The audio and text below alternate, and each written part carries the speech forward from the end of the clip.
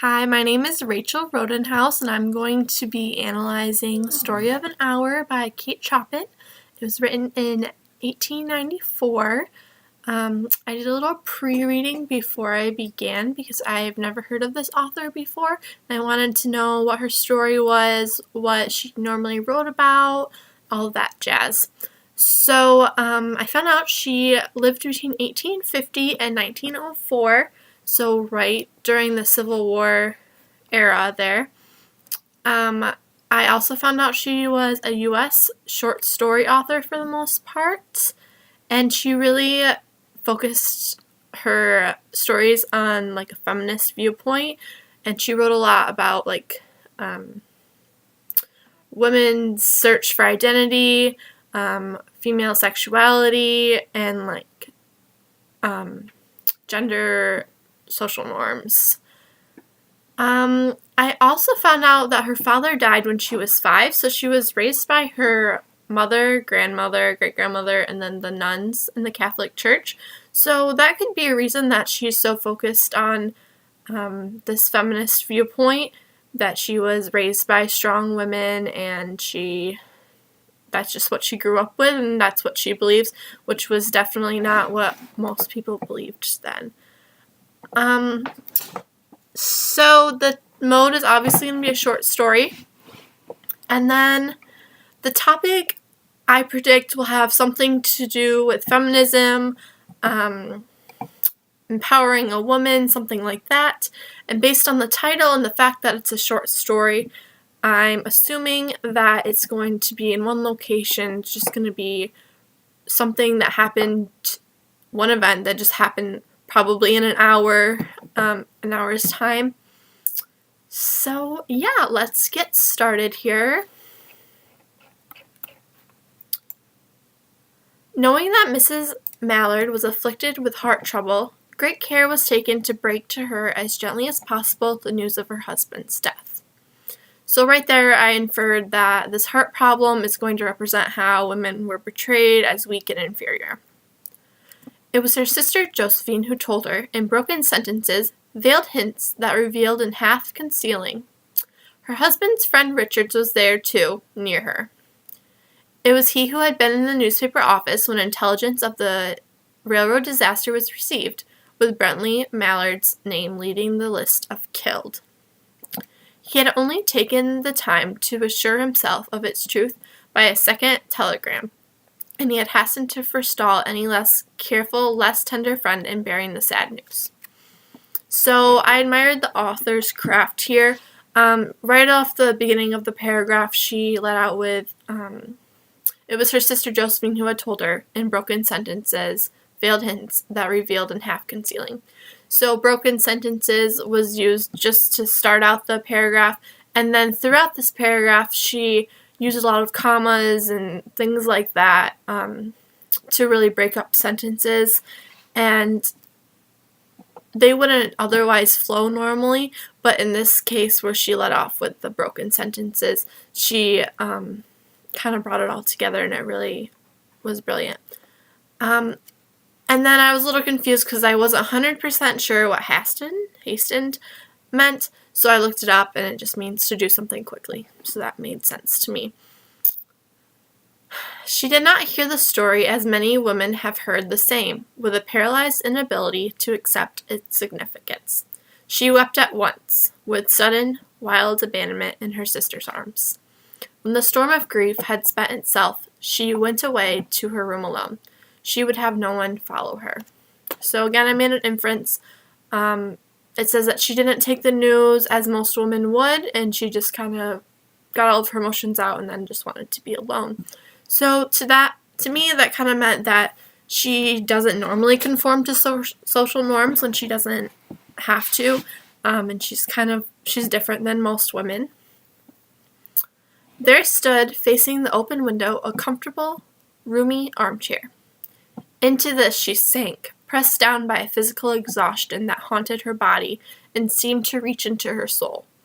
So I could just visualize this. I can see a dim-lit room and an armchair sitting in itself by the corner. And then I kind of made this connection, Mrs. Mallard had left everyone else and went to her room. That's kind of the same thing. The chair is off by itself in the corner. She left to be by herself. So I kind of made that connection. And then I really admired the diction in that last sentence. Into this she sank, pressed down by a physical exhaustion that haunted her body and seemed to reach into her soul. You can almost just feel with those words, the depth of her soul in this. I just really liked that last sentence. She could see in the open square before her house the tops of the trees that were all aquiver with the new spring life. The delicious breath of rain was in the air. In the street below, a peddler was crying his wares. The notes of a distant song, which someone was singing, reached her faintly, and countless sparrows were twittering in the eaves. So I made an inference here as well. The new spring life and then all the attributes that follow that. It's referring to her new life as a widow. And I feel like she's seeing this because she's also seeing plenty of opportunity coming from the death of her husband. There were patches of blue sky showing here and there through the clouds that had met and piled one above the other in the west facing her windows. So again, just seeing the spring here. She sat with her head thrown back upon the cushion of the chair, quiet, motionless, except when a sob came up into her throat and shook her, as a child who had cried itself to sleep continues to sob in its dreams. So this was kind of a text to self here. I remembered the pain that I felt relating to a death in my family, and that was kind of the same thing, those sobs, and you'd just be sitting there, and then one would just come up, and it just shook you, and that just brought back that feeling there. She was young, with fair, calm face, whose lines bespoke repression and even a certain strength. But now there was a dull stare in her eyes, whose gaze was fixed away off yonder on one of those patches of blue sky. It was not a glance of reflection, but rather indicated a suspension of intelligent thought. So again, I highlighted that last part. It was not a glance of reflection, but rather indicated a suspension of intelligent thought. And I highlighted that because I liked that, and then I also wanted to determine the importance of that, because it seems like something that's kind of a clue to something here. There was something coming to her, and she was waiting for it fearfully. What was it? She did not know. It was too subtle and elusive to name. But she felt it, creeping out of the sky, reaching toward her through the sounds, the scents, the color that filled the air. So right here, I have a question, because the mood kind of changes in between those two sentences there. So is this an idea that she's conducting, coming up with in her head, or is it something physical, an illness, or maybe a spirit of something? So I decided to keep reading to see if I'd find out. Now her bosom rose and fell tumultuously. She was beginning to recognize this thing that had been approaching to possess her, and she was striving to beat it back with her will, as powerless as her two white, slender hands could have been. So I was confused. This brought confusion. I was hoping I'd get an answer to my question, but then I was just really confused, lost. I was losing an understanding of what was happening in this moment, and I was still wondering, well, it also brought another question, why is her body moving? That's kind of what I felt, and is it possessed? Is there a spirit? That kind of made my question a little bit more, So I kept reading to see if I could clarify a little bit. When she abandoned herself, a little whispered word escaped her slightly parted lips. She said it over and over under her breath. Free, free, free. The vacant stare and the look of terror that had followed it went through her eyes, or from her eyes. They stayed keen and bright, her pulses beat fast, and the coursing blood warmed and relaxed every inch of her body. She did not stop to ask it if it were or were not a monstrous joy that held her. A clear and exalted perception enabled her to dismiss the suggestion as trivial. So now this was clarifying some of my confusion, and I was able to make some inferences here. So the first one was, I believe that she now realizes that she no longer has to answer to someone seen as superior to her, which makes her feel more confident and her weariness is taken away. And that's kind of what happened in that little chunk of text there. She knew that she would weep again when she saw the kind, tender hands folded in death, the face that had never looked saved with love upon her, fixed and gray and dead. But she saw beyond that bitter moment a long procession of years to come that would belong to her absolutely, and she opened and spread her arms out to welcome them. I really liked that last part. She opened and spread her arms out to them in welcome. That just struck me. Because she's not talking about necessarily a person or an animal. She's just talking about a thing. So that was smart to end that paragraph with that. But I also made an inference here that she did love her husband, but she loves her. She's going to love her freedom much, much more than she ever loved him. There would be no one to live for her during those coming years. She would live for herself. There would be no powerful will bending hers in that blind persistence with which men and women believe they have a right to impose a private will upon a fellow creature.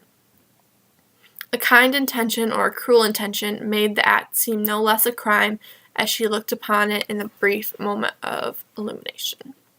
So in that little chunk of text, I highlighted she would live for herself, just because that's something I think we all need to remember, and I really think that was kind of her point, like her point in where her weariness kind of went away. That was what she was thinking. She was going to live for herself now because she could, and she wasn't going to be oppressed by her husband. And yet she had loved him sometimes. Often she had not. What did it matter? What could love, the unsolved mystery, count for in the face of this possession of self-assertion, which she suddenly recognized as the strongest impulse of her being? So, this is a little surprising. I guess it really shouldn't have been as surprising as it was to me.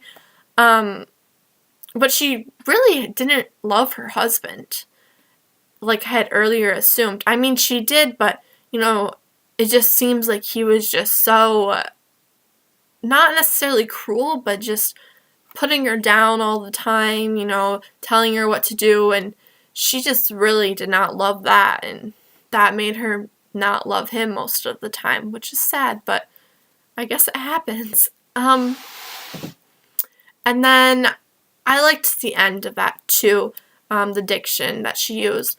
The strongest impulse of her being, just meaning the impulse being the freedom. Free. Body and soul free, she kept whispering. Josephine was kneeling before the closed door with her lips to the keyhole, imploring for admission. Louise, open up the door. I beg, open the door. You will make yourself ill. What are you doing, Louise? For heaven's sake, open the door. So, I made an inference here, like I did earlier, even other women saw women as weak and frail. It was not common for people like Mrs. Mallard to think that women could live by themselves and empower themselves and do things for themselves, provide for themselves. Even women saw them as weak and frail, and freedom from males was not safe, or was considered not safe during this time. Go away. I am not making myself ill. No, she was drinking in a very elixir of life through the open window. Her fancy was running riot along those days ahead of her, spring days and summer days and all sorts of days that would be her own. She breathed a quick prayer that life might be long. It was only yesterday she had thought with a shudder that life might be long.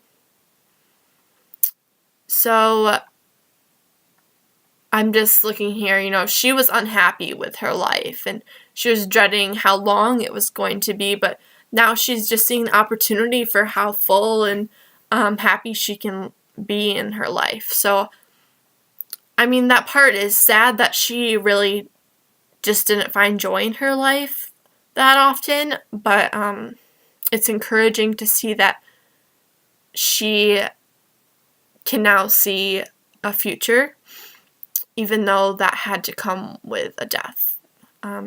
So she arose at length and opened the door to her sister's importanties. There was a feverish triumph in her eyes, and she carried herself unwittingly, like a goddess of victory. She clasped her sister's waist, and together they descended the stairs. Richard stood waiting for them at the bottom. So here I made an inference, she had won the battle for herself, and now she was going to get ready to win the war for which all women were up against. Someone was opening the front door with a latch key. It was Bentley Mallard who entered, a little travel-stained, composedly carrying his gripsack and umbrella. He had been far from the scenes of the accident and did not know there had been one. He stood amazed at Josephine's piercing cry, at Richard's quick motion to screen him from the view of his wife. So here I'm like, what? I have 4 exclamation marks and then a big what with 3 question marks after it. This woman must have been devastated. How will she be able to face him after she had already had this plan and thought about it, this joyous life she was going to have without him.